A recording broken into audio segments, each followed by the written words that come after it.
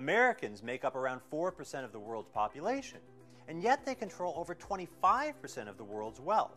If that wealth were shared evenly across the globe, couldn't we solve the problem of global poverty overnight? The answer, unfortunately, is no.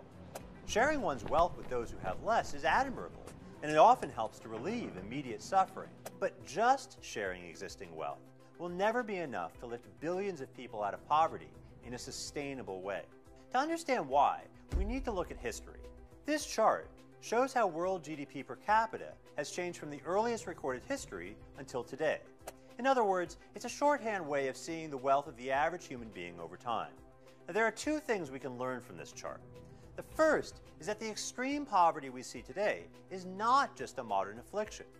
For the vast majority of people throughout most of human history, extreme poverty has been all they've ever known, and all their children would ever know. The second thing is that starting around 1800, that suddenly began to change. We're living longer, healthier lives and seeing fewer of our children die. On average, we're better educated, more literate, and better fed. Transportation is faster, safer, and cheaper. And in many ways, it's been the poorest among us who have benefited the most from these changes.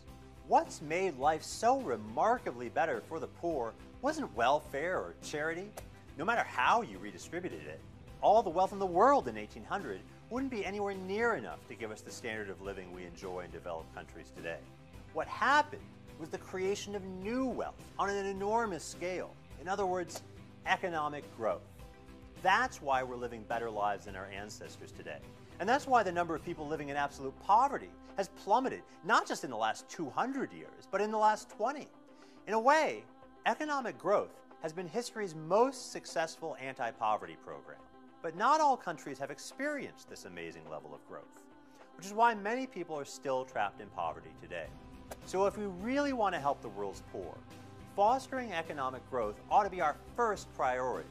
What new policies might help to grow the wealth of developing countries more quickly?